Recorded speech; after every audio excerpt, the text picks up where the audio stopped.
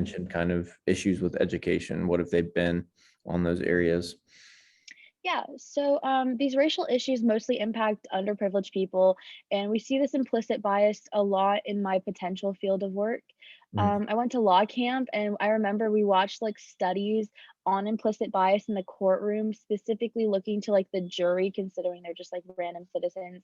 mm, Um, and basically, like, the consensus of those studies was that the jury was way more likely to convict a black man of a crime than a white man for the same crime. And it was just mm, interesting to see like why and like how they kind of conducted that experiment. But that just I think contributes heavily to like the racism we see in this state and across the country. And mm, yeah, just furthering that, it's also definitely seen in policing. I mean, how could it not be?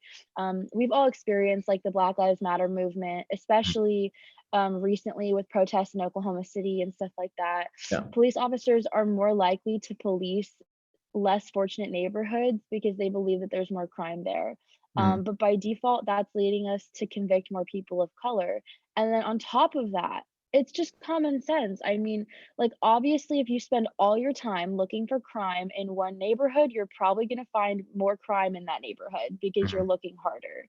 Yeah. So, I mean, it's just general common sense that people don't really like to think about because they're just like, oh, well, they police these underprivileged neighborhoods because they have to, because that's where all the crime is. Okay, Mm. well, maybe that's because that's where